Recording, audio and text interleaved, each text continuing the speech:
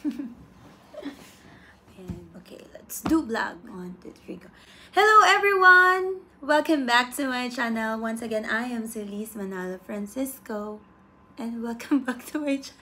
Alam mo yun? Oh my God. Okay, si Celise ako ngayon. Anyway, let's go. Hello everyone! Welcome back to my channel. Hello everyone! This is Celise Manalo Francisco and welcome back to my channel. So guys, for today's vlog or for today's video is matagal-tagal na din na hindi ko to nagagawa. I think it's gaano ba katagal? 5 months since my last upload ng sit-in vlog. So this is my sit-in vlog, guys. Naaalala nyo pa ba yung huli kong upload na nag-sit-in vlog ako? So wala lang. I just woke up today na okay yung mind ko. Alam niyo yun. And though meron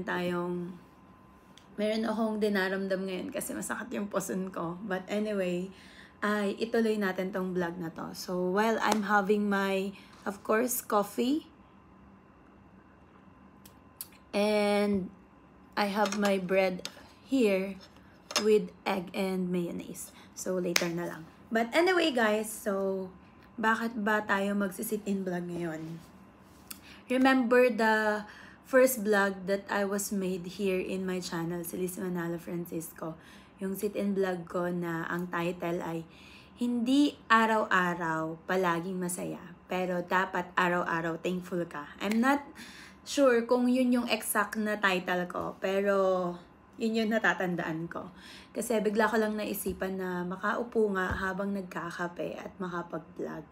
So, ginawa ko tong vlog na to dahil I just want to thank every one of you. Especially thank you, Lord, dahil 10K subscriber na tayo dito sa ating may sasabihin ko, 10K subscriber na tayo dito sa ating Talks community. Hindi pa, kasi kaka-record ko lang ng sa Talks community, guys. Nag-edit kasi ako ng charity, anong tawag dito? Yung charity namin program nung umuwi ako ng Pilipinas. But anyway, let's continue my vlog. Celise Manalo Francisco, you're in your channel now. Go! Dami kong arte, diba? So, ayan, gusto ko magpasalamat sa inyong lahat, guys, dahil 10K subscriber na tayo dito sa aking main channel. Alam niyo, nakaka-bless lang at nakakatawa kasi I know na hindi ako masyadong nakakapag-upload dito sa channel ko. Mostly, ang ina-upload ko dito kapag ako yung assign na magpapaawit sa church namin. And then, a little bit of medyo may halo ng konti. Kasi, parang dinesisyonan ko na nga na dito sa main channel ko na to, gusto ko ang i-upload ko dito, it's either cover song of Christian song, more on all about God, priority, or something that you can learn. 'Di ba? Yung may mapupulot naman kayo. Though, I think naman sa ibang vlog ko kay Queen Celeste, meron naman kahit papaano mapupulot doon. Pero, not in the sense of like this channel of Celise Manalo. So, yun. Kaya wala akong masyadong na-upload kasi sobrang busy talaga ng life ko. Yung mga ganitong content kasi kailangan, alam mo yun, I make it na may quality talaga. Kasi yung tipong pag pinanood ng tao, mayroon talaga silang mapupulot. Yun talaga yung gusto kong mangyari dito sa channel ko kay Celise Manalo. Something to learn. Kasi yun din yung request nyo sa mga comments. So, yun yung pilit ko na ginagawa sana. But because of the busy schedule, timing, syempre kapag kailangan yung may something to learn ay nasa in good mood ka, diba? So, dapat ganon. But anyway, guys, ayun, gusto ko magpasalamat nga sa inyo dahil 10K subscriber na tayo. And I remember before, nung nag-i-start pa lang ako, alam nyo guys, 3 years na akong monetized dito sa aking Celise Manalo Francisco. And I think 4 or 5 years na etong channel ko talaga na to. Naalala ko nung nag-i-start pa lang ako, I have my tropang solid there na talagang nagpupush sa akin para mag-vlog, mag-video, kasi random content ang ina-upload ko pa dito noon before. And then everyday nag-livestream ako para ma-monetize yung channel ko, magpapagames pa ako, yung pahula, ganun pa yung uso noon eh, mga around 2019. lalo na nung kasagsagan ng pandemic, doon talaga ako nag-push na tawag dito, ma-monetize na talaga yung channel ko. Kaya everyday nagla-live ako, 8 hours, then after another ulit, na talagang humaharap ako. Uso pa ako nun yung direct live stream eh. Hindi pa ako mahilig sa StreamYard until I met sila Evo, sila Christian, yan. Sila yung talagang kauna-unahan na organic supporter ko na naging YouTuber na lang din sila. Then, yun, nakabuo kami ng group ng Team Tunay. So, ang sarap lang balikan ng mga previous na nangyari at hanggang ngayon ay naaalala ko pa. 'Di ba? Kung paano nagsimula itong channel ng Silis Manalo Francisco na ang ina-upload ko pa dito is my daily routine, yung mga pinaggagawa ko sa buhay, 'di ba? Pati paghihilamos ko sinasama ko kayo sa CR. 'Di ba? Pagtututbrush ko, ginagawa ko yan dito sa channel ko. Magmumukbang ako ng fruits. May sakit ako, ginawa ko yan dito sa channel ko. 'Di ba? Yung mula sa pananamit ko na talagang I don't care kung naka-jersey lang ako, pantulog lang ako, haharap ako sa camera. I really don't care, 'di ba? Nagme-makeup vlog ako hanggang sa tumagal na, parang I saw myself na nag-i-improve na talaga, na tipong parang kailangan nag-aayos ka na kapag nasa harap ka na ng camera kasi may mga nanonood na sa'yo eh, dumadami na yung subscriber mo. And of course, yun, I remember yung first GLS ko kay Silis Manalo Francisco, nung first monetized channel ko. Kasama ko nun ang Team Tunay yan, sila Greenie, sila Mami Shirley, sila Joy, tawag dito, sila Evolution, sila Christian, yan. Tapos talagang wala ni magkano in my own pocket. Sila talaga yung nag-sponsor nung pa-GLS ko, nung Team Tunay time pa. So, yun, hanggang sa nagkaroon ako ng first anniversary ko, nakilala ko naman ang Togs community, which is yan, sila Ate Steps, si Kuya Bidog, sila Kuya Ellie, diba? Yan, sila si Justin. Yan, I remember that. Andaming, alam mo yon, something na kagandahan dito sa pagbablog, tumatagal ng tumatagal. Yung memories diba? And kapag binalikan ko yung mga videos, old videos, and even the live stream ko dito sa Silis Manalo Francisco, it is something na you can smile, diba? Kasi it is the memory that, touch my heart na, nakasama ko tong mga taong to. And every part of the people who supported here in my channel, Silis Manalo Francisco, ay talagang kumbaga, sa word ng Lord, nagrema. Alam mo yon, hindi ko lang masabi in the other term. Talagang nagkaroon ng touch sa heart ko yung mga sumuporta sa akin. And of course, I am very thankful to God, to my very organic supporters, which is my church mate. Sila talaga yung laging nagsusupport sa akin dito sa Silis Manalo Francisco. Alam mo yung tipong mag-upload ako dito na hindi ako, kahit mag-upload ako dito, laging instant premiere or something na hindi ko siya igagala, ganyan. Kasi hindi ako natatakot na mawalan ako ng viewers or walang manonood. Kasi I have my silent organic supporters, which is my church mate. And alam ko, nandyan lang sila. Kaya laging pinoprotect ko tong channel ko na to na as much as possible, hindi ako nagla-live na ngayon dito na may kasamang ibang tao kung hindi sila kakanta ng Christian song. So, I know na naiintindihan naman ako ng mga friends ko in YouTube kung bakit ganon, 'di ba? So, yun. And also, I really thank God also for the life of my very supportive team Sako, 'di ba? Sila talaga yung nandyan who always supported me na, alam mo yon, sila yung magsasabi na, Silis or Queen, upload ka na, wala upload, or mag-live tayo. Sila talaga yung magpupush sa akin na magla-live, kahit ako ayaw ko na din talaga na magla-live sana. Dahil parang, ewan ko, it is not something na, parang ayaw ko lang na may live tapos hindi maganda yung mabibigay ko na live doon sa viewers, ganon. Something, gusto ko lang talaga na yung quality ng Silis Manalo Francisco is nandun pa din. And alam ko kasi na aware kasi ako na may nanonood sa akin, which is kayo. So, gusto ko din naman na, alam yun, hindi kayo magsisi na pumunta kayo sa channel kong to, 'di ba? So, yun, very thankful lang ako kasi I remember before, nag-host kami ng Talks Community. 'Di ba? Hanapin ko nga yun, then ilagay ko dito yung Baga, sinabi it's ko. 6,100 subscriber and ginugol ko, sabi ko nga, siguro naman bago matapos tong taon ng 2023 ay magiging 10K Diba? Sabi yung ko dyan, series. parang goal, anong goal for this year? Nagtatanungan kami ni Kuya Eli Matas nun na ano yung goal namin for this year. And sabi ko, it is not just a goal, but it is my desire na bago matapos tong 2023, gusto ko maka 10K subscriber ako. That time na sa ano pa lang ako, 6,000 plus subscribers. So, within 1 year, isipin nyo ha, yung 6,000 plus subscriber, nakuha ko siya within 3 years, 2 to 3 years. And then, gusto ko na yung 6,000 yun ha, gusto ko na yung almost 4,000 subscriber ay makuha ko lang within a year. Diba? Grabbing faith yon. Pero nothing is impossible to God and to the person na talagang yung goal niya, yung desire niya, nandun. Diba?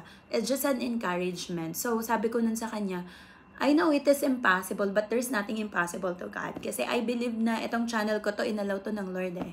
Even though sometimes na I know to myself na, syempre, sometimes nagiging pabaya din tayo sa channel natin eh.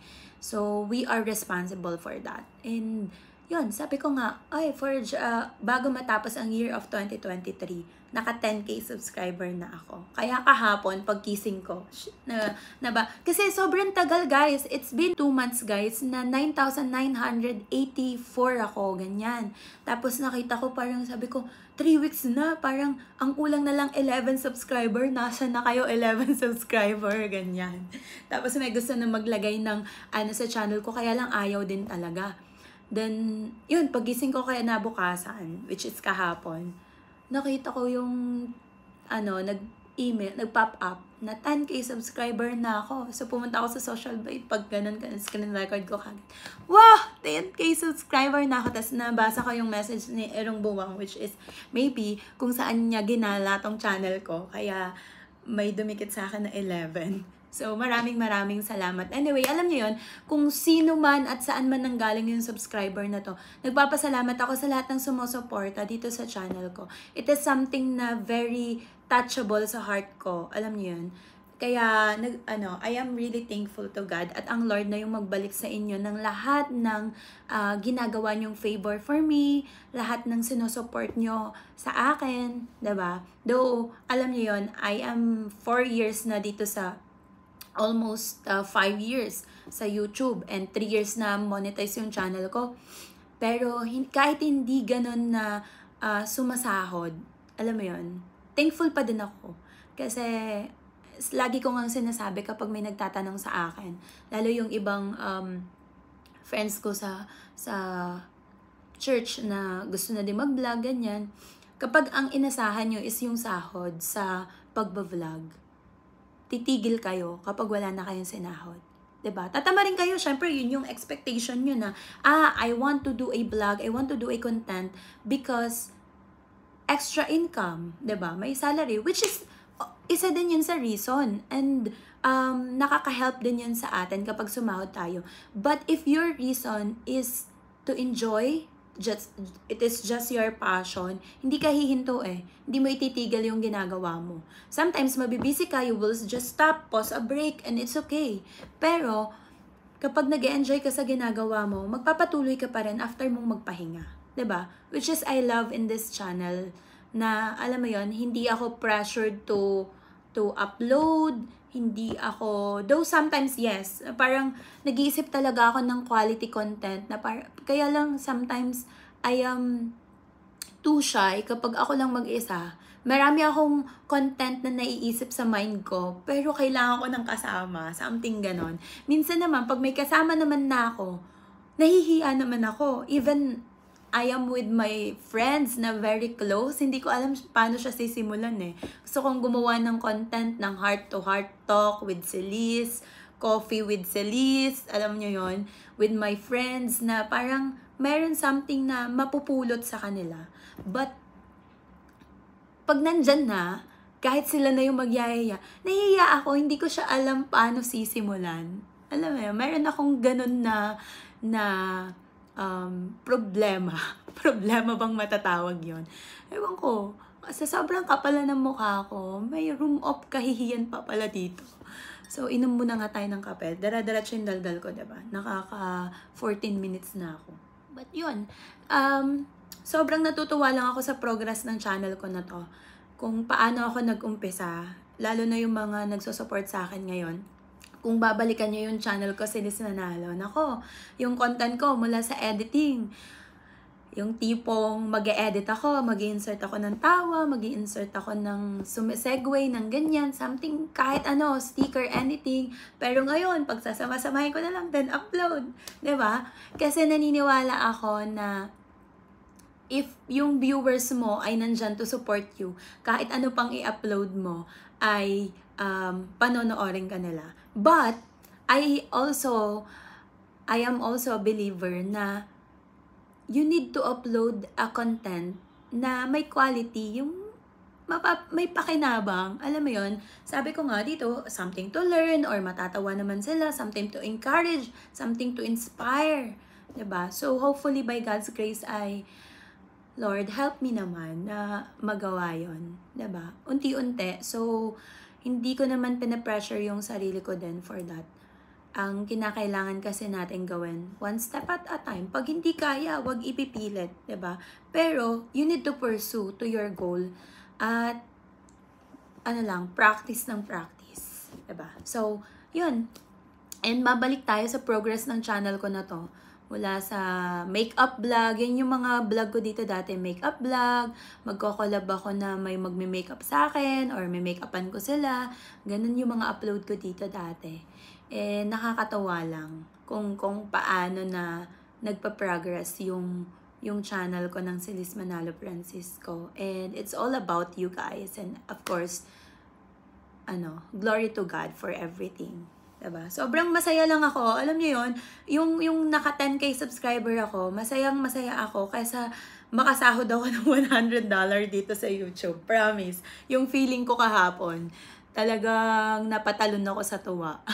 As in, hindi ko lang ma-express yung feelings ko talaga for that moment. Pero yun talaga yung nararamdaman ko.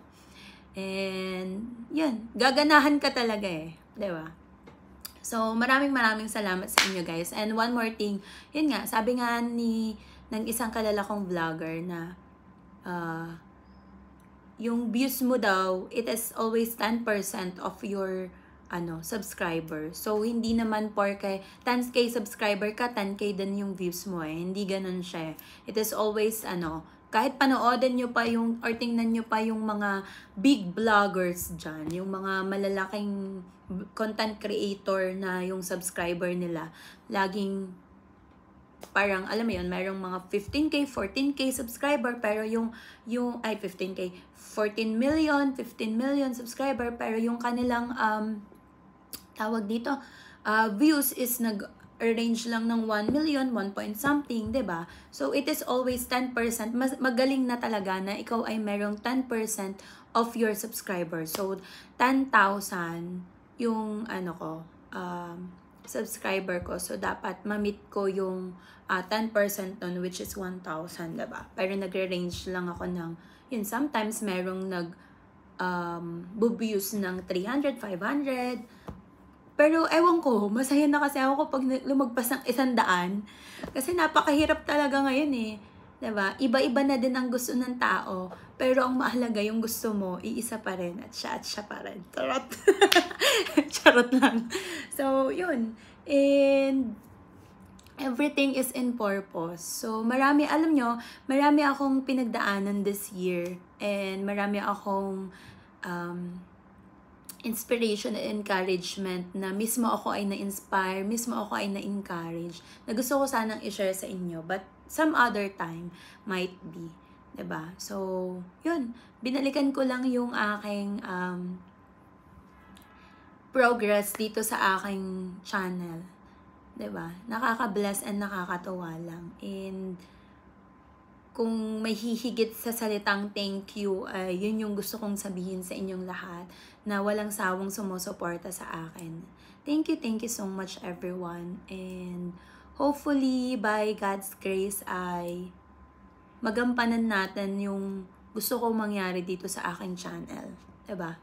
Lalo na yung sit-in vlog. Gusto ko talaga yung ganito, yung tipong chill lang, nagkakape, pero something na kapag sobrang andami mong sinasabi, andami mong dinadaldal, hindi mo na naiinom yung kape mo, lumalamig na. Yun, yung mga tipong ganon. And, yeah, what else pa ba? Yun lang muna for today's video, guys. Nagpapasalamat lang talaga ako sa aking 10K subscriber. And once again, everyone, thank you so much sa bawat buhay ninyong lahat from the bottom of my heart. God bless you all! And once again, I am Celise Manalo Francisco. God bless you all, and I love you all with the love of the Lord. Bye-bye!